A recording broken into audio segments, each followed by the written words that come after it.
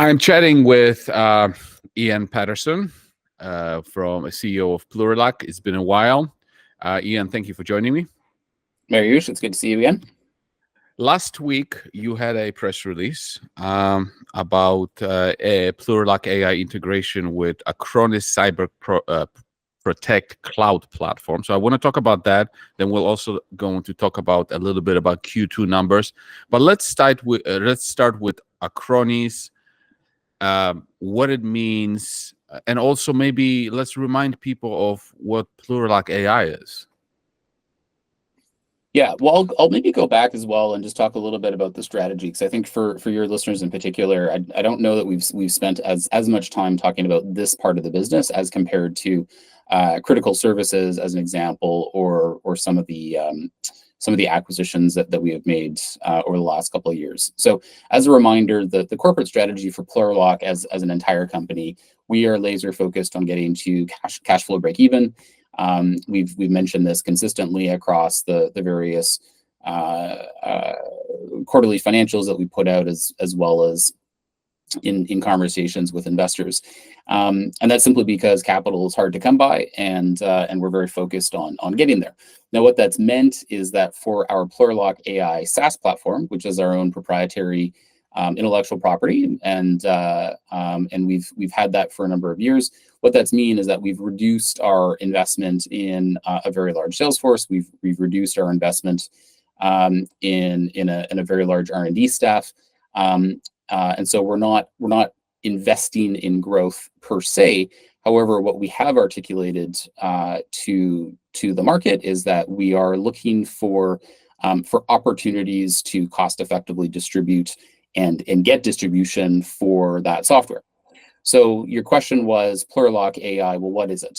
So Plurilock AI, the SaaS platform, really focuses on two segments of cybersecurity. The first is it provides some capabilities around identity. Specifically, it's a single sign-on provider. It also provides multi-factor authentication, and as well, it also provides some data capabilities. So identity and data are the two segments that it occupies. Specifically data loss prevention and CASB, or what's called cloud access security brokering. So these are two segments within cybersecurity, two niches, if you will. There are certainly there are other segments which we do not play in.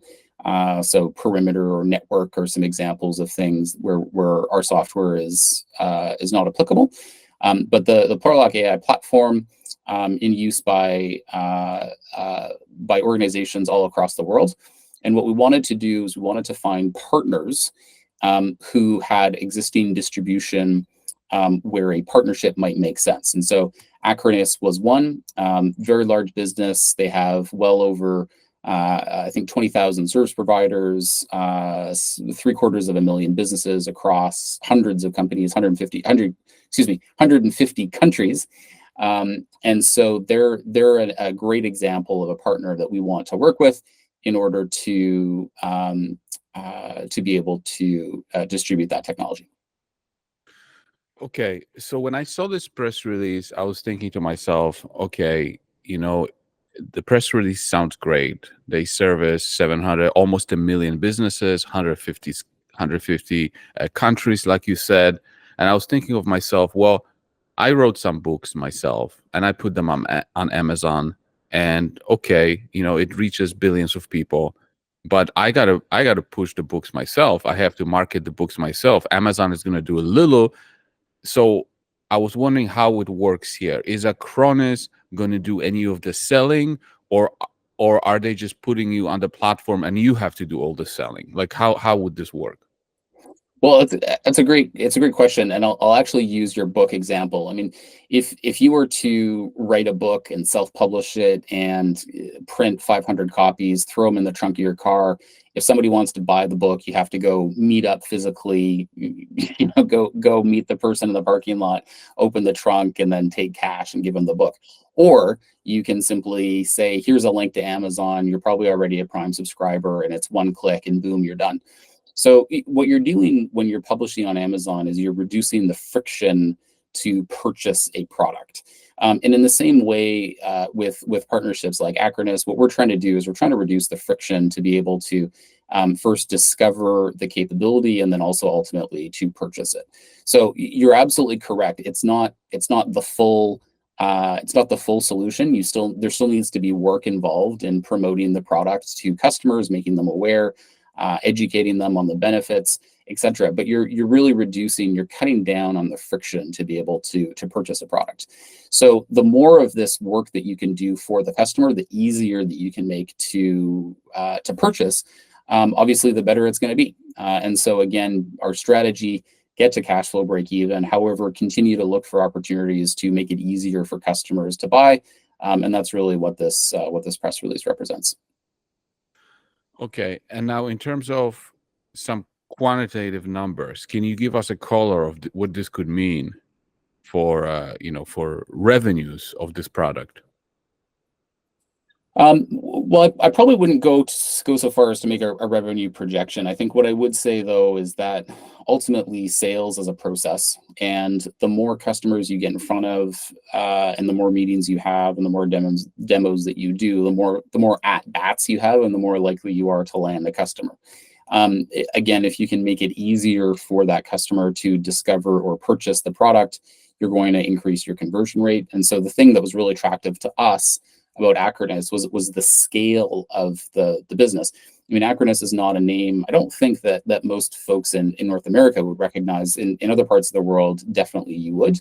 But really, this is a organization that has a lot of trust and a lot of scale, and so absolutely is on thesis for who we want to be partnering with.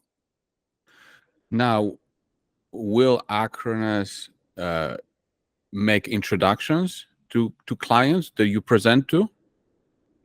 Typically, what you do with any of these partnerships is that there's some amount of co-selling that takes place, and so that could be in the form of to your point, an email introduction. It could be a telephone introduction. It could be a joint webinar. It could be marketing materials, doing blog posts, press releases, as we have just done. Generally speaking, it's not any one activity. It's the culmination of activities.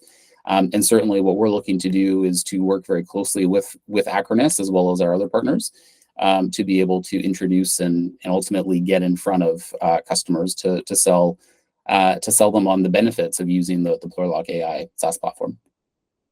And how did this relationship come about? Did this come from some of the advisors that you recently boarded, or did this come from you or other people that were already with Plurilock?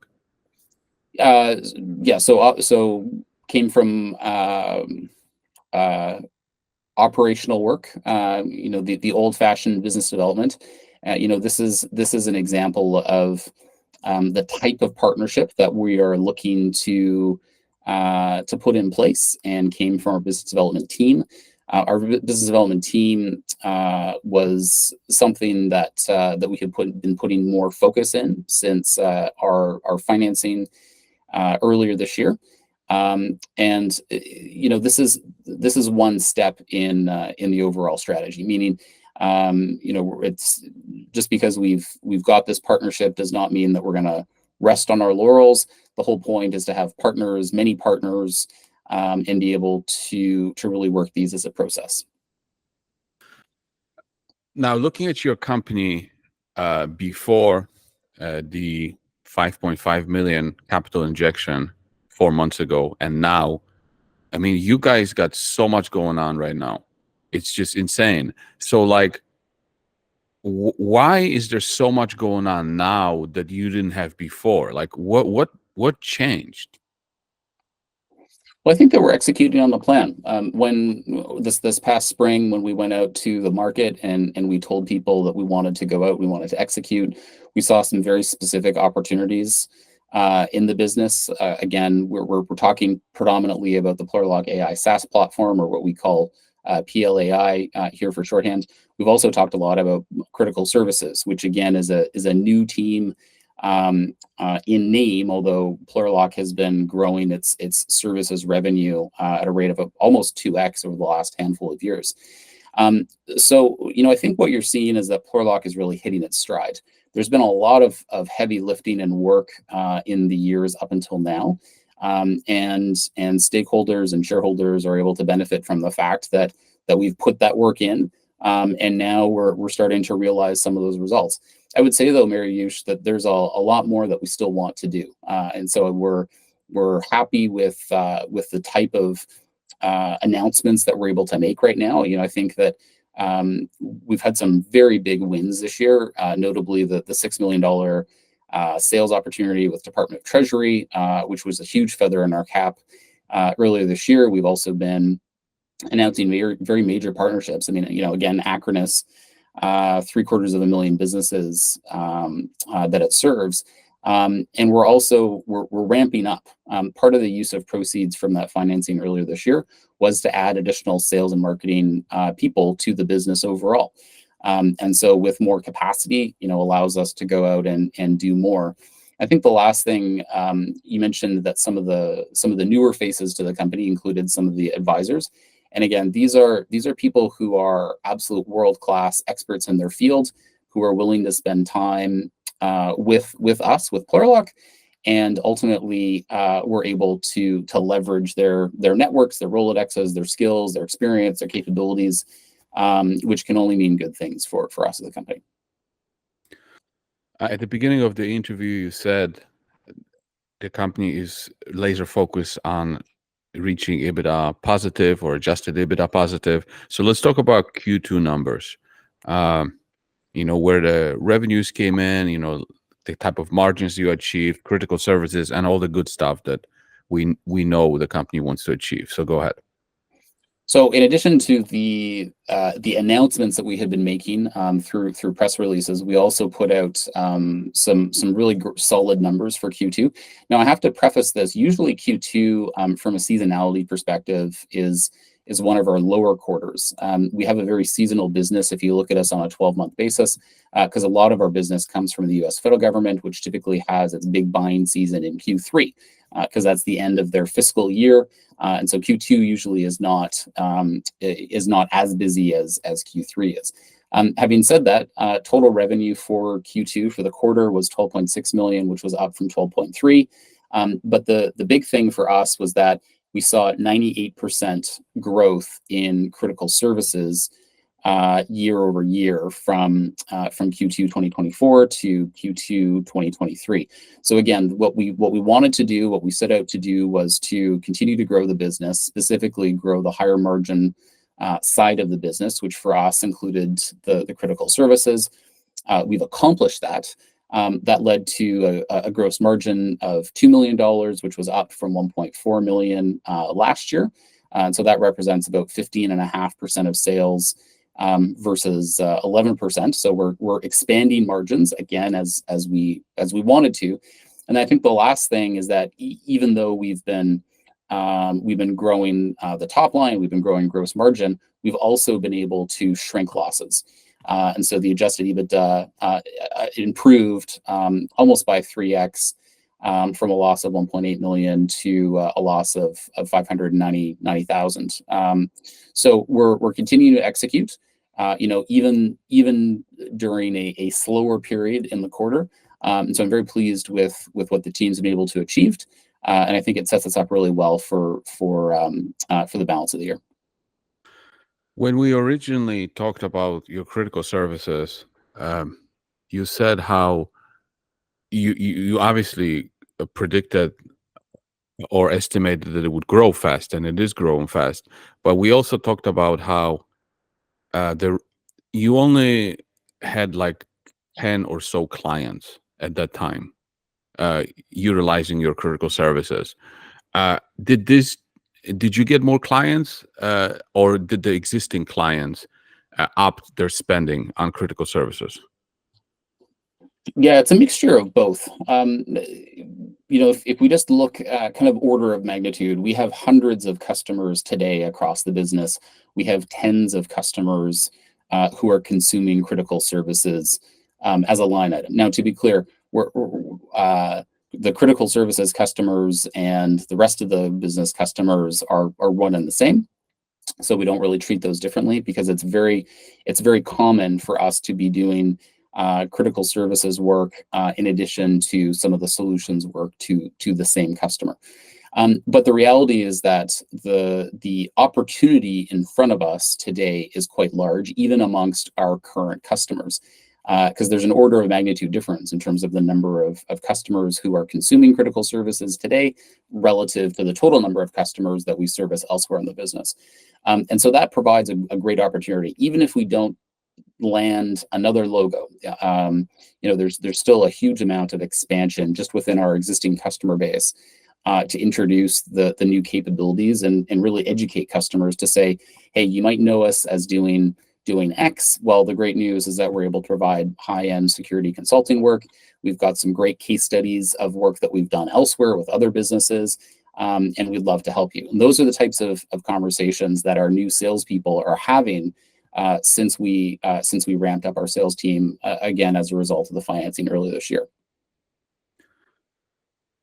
Recently, we had on the stock side. Recently, we had the big unlock that investors were, fearing. So we had millions and millions of shares that traded over the last, 2 to 3 weeks.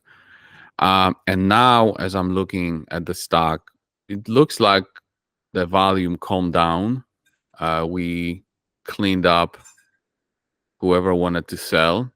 So now the question is, do you have more news coming? Because I think that with more news coming and volume dried up, it could get very interesting very fast in Plurilock stock.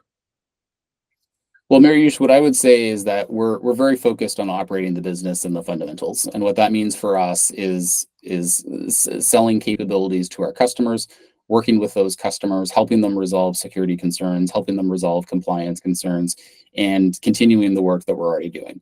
And so that's ultimately what we're focused on.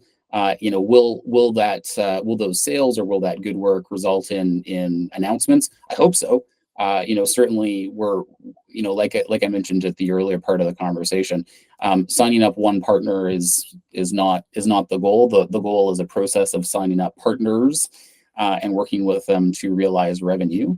In addition to continuing to introduce critical services to our existing customer base, as well as taking in referrals from our existing happy customers, getting introduced to new customers. So that's what we're focused on. Obviously, if that results in something material, we will of course go out and let shareholders know.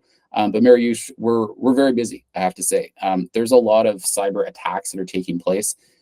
Personally, I got a couple of calls over the last couple of weeks from either executives or business owners who are suffering ransomware attacks. They're suffering business email compromise. They're suffering crypto scams. And in some cases, more than one of those in the same business. And they need help. And there are 4 million cyber jobs currently unfilled in the industry. We're one of the unique capabilities out there where we have a disproportionate amount of amazing, talented cyber operators, driven largely by the fact that we have an absolute world-class team of directors and advisors and leaders. And so because we are able to help, we're very motivated to go and actually help our customers, help customers who need our services. I think sometimes when we're talking about businesses, there's you can have maybe a vitamin offering or a painkiller offering, right? The vitamin offering is, well, you can take it, you can not take it, and the effects are not immediate. Plurilock is really in a painkiller model. Our customers, if they don't purchase products from us, their equipment stops working.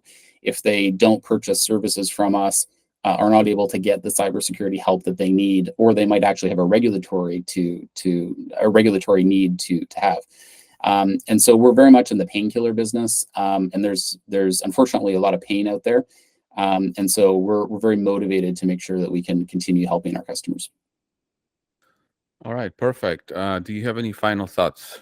I would just encourage everybody to sign up for investor updates.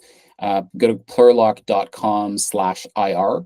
And there's an email sign up form there, so you can get notified in real time. As soon as we do have news to put out, you can get a notification as soon as we put it out.